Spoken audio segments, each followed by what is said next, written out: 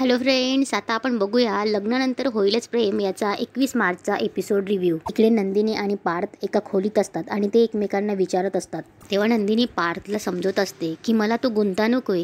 एकेकाने अलगद सोडवण्याचा प्रयत्न केला तर सुटेलही कदाचित. तेव्हा पार्थ बोलतो बोलायला सोपं आहे. तेव्हा पार्थ बोलतो घरात सतत वाद सुरू आहेत, तुम्हीही शांतपणे विचार करू शकतात. जीवा सिच्युएशन सोडून निघून जातो. काव्या सतत वाद घालत असते, पण मी काय करू हे मला कळत नाहीये. असं सैरबैर झाल्यासारखं होतं. डोकं कठीण जातंय मला सगळं हे सांभाळायला. तेव्हा नंदिनी बोलते जीवा आणि काव्य असं रिॲक्ट करू शकतात पार्थ, धाकटे आहेत ना ते, पण आपण मोठे आहोत. आपणच जर शहाण्यासारखं नाही वागलो तर मग. पार्थ बोलतो सगळे हेच म्हणतात. आई म्हणते जीवा लहान आहे, त्याला सांभाळून घे. बाबा म्हणतात पार्थ तू मोठा आहे, त्याची काळजी घे. ह्या मोठं होण्याचा ना कंटाळा आलाय, थकलोय मी हे जबाबदारीचं ओझं घेऊन. समजूतदार माणसाचा समजूतदारपणा दुरूनच चांगला वाटतो आणि या समजूतदारपणाचाच त्या समजूतदार माणसाला ना कायम तोटा होतो. कायम सहन करावं लागतं, कायम घुसमटत राहावं लागतं. काही रिॲक्ट करता येत नाही, काही बोलता येत नाही. माझी सुद्धा काही स्वप्न आहेत, माझे सुद्धा काही इच्छा आहेत, त्या सगळ्या अर्धवट राहिल्या. नंदिनी जीवाने बंड पुकारले. काव्या सतत आरडाओरडा करते. तुम्ही सगळं ऍक्सेप्ट केलंय शांतपणे, मी काय करू मला तेच कळत नाहीये. मोठा आहे ना, थोरला आहे ना, समजूतदार आहे ना, कुणाशी बोलू. तुम्ही माझ्या आयुष्यात असतात तर तुमच्याबरोबर मन मोकळं करून मी बोलू शकलो असतो. तुमच्यावरचा माझा तो हक्क पण राहिलेला नाहीये. तेवढ्यात नंदिनी पार्थ बोलणार तेवढ्यात काव्या दरवाजा उघडून आत येते. काव्या दोघांकडे बघते तेवढ्यात रम्या आणि मंजुताई पण पार्थ आणि काव्य म्हणून आतमध्ये येते. तेवढ्यात रम्या बोलते नंदिनी अगं तू इथे काय करतेस, ही पार्थची रूम आहे, जीवाची नाही.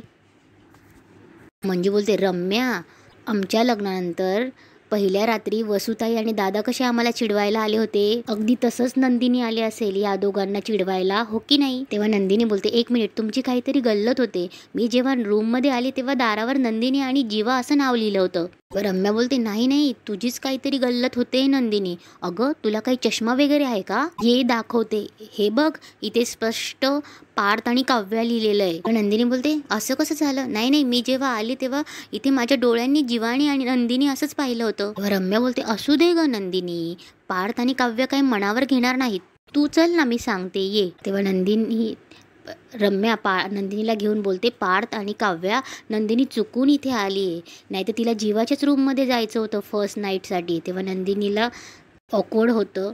काव्या ही तिच्याकडे बघत असते. तेव्हा रम्या उगाचच त्या दोघींना राग येण्यासारखं वागत असते. रम्या बोलते तर तुम्ही ना मनाला लावून नका घेऊ, तिची फक्त बोर्ड वाचण्यात गल्लत झाली इतकंच. तेव्हा रम्या बोलते बघितलं सगळं क्लिअर झालं, आता काहीच टेन्शन नाहीये. रम्या बोलते आणि हो तू पण जा ना तुझ्या रूम मध्ये, जीवा वाट बघत असेल ना तिकडे. तेव्हा नंदिनी रागाने बघते. तेव्हा रम्या बोलते अगं जा. तेव्हा नंदिनी रडत डोळे पुसते आणि जाता जाता दरवाजावरचा बोर्ड वाचते आणि निघून जाते. तेव्हा रम्या बोलते चला नंदिनी गेली जीवाकडे, आता तुम्ही आणि ही सजवलेली रूम. मंजू बोलते आणि हो काव्या आणि पार्थ आम्ही चादरीखाली पापड लपवलेले नाहीत आणि उशीखाली अलार्म क्लॉक ही लपवलेला नाहीये, त्यामुळे तुम्हाला अजिबात डिस्टर्ब होणार नाही. रम्या बोलते आणि हो कुठल्याही कोपऱ्यात आणि पडद्याच्या मागे कुणीही लपलेलं नाहीये. मंजू बोलते नाहीतर तुम्ही मूड मध्ये. तेवढ्यात पार्थ जोरात ओरडतो इनफ, ऐकून घेतोय म्हणून वाटेल ते बोलू नका. मी कुठून आलोय, आमची मनस्थिती काय आहे हे माहितीये का तुम्हाला काही.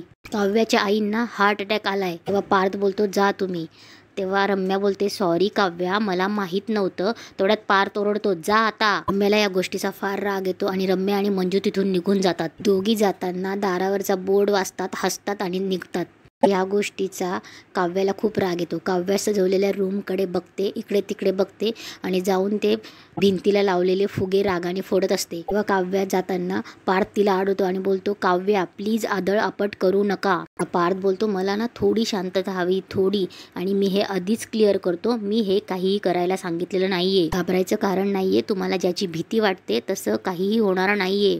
पार्थ बोलतो हे बघा तुम्हाला आधीच खूप स्ट्रेस आलाय, तुम्ही इथे आराम करा, मी आहे बाहेर. तेव्हा काव्या पार्थकडे बघते. पार्थ बेडवरून एक उशी घेतो आणि दरवाजा लावून बाहेर निघून जातो. पार्थ गेल्यावर काव्या बेडकडे बघते आणि त्या फुलांच्या पेटल उधळून लावते आणि रडायला लागते. नंदिनी सगळी रूम सजवलेली बघते आणि तिला रडायलाच येतं. तेव्हा ती बेडवर गुलाबाच्या पाकळ्या टाकलेली बघते आणि तिला खूप वाईट वाटतं. तेवढ्या जीवा रूम मध्ये येतो. तेव्हा जीवा चिडतो, बोर्ड काढतो, घरात येतो आणि बोलतो काय हे सगळं ना मुद्दाम करतायत आत्या रम्या. नंदिनी जीवाला सावरते, त्याला हात लावते, जीवा असं म्हणते. तेवढ्यात जीवा आणि नंदिनीने हात लावला त्याच्याकडे बघत असतो. हे सगळं रम्या बाहेरून ऐकत असते. तेव्हा जीवाला कळतं की आपण काय वागलो आणि जीवा नंदिनीला बोलतो की सॉरी, मला बाहेर हसायला येत असतं. तेव्हा जीवा बोलतो पिन आहे, pin, safety pin, head pin, काहीही चालेल. नंदिनी त्याची एक पिन काढून देते.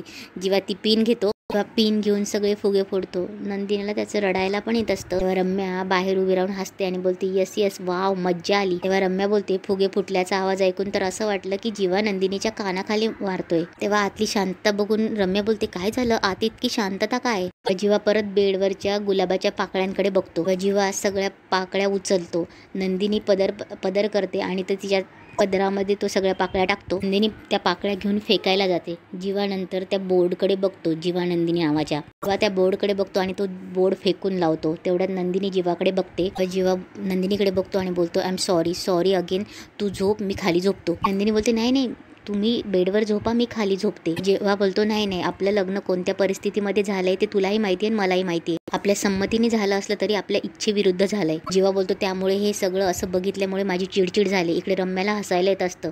जेव्हा बोलतो सो तू झोप इथे शांतपणे, पुढे काय करायचं याचा आपण नंतर विचार करू. मग नंदिनी बोलते मलाही तेच म्हणायचं होतं, आपण या सगळ्यावर शांतपणे विचार करूया. तेव्हा नंदिनी बोलते आणि वेळ देऊयात जरा एकमेकांना. तेव्हा नंदिनी बोलते कारण आपणच एकमेकांना ओळखलं नाही तर गोष्टी पुढे कशा जातील.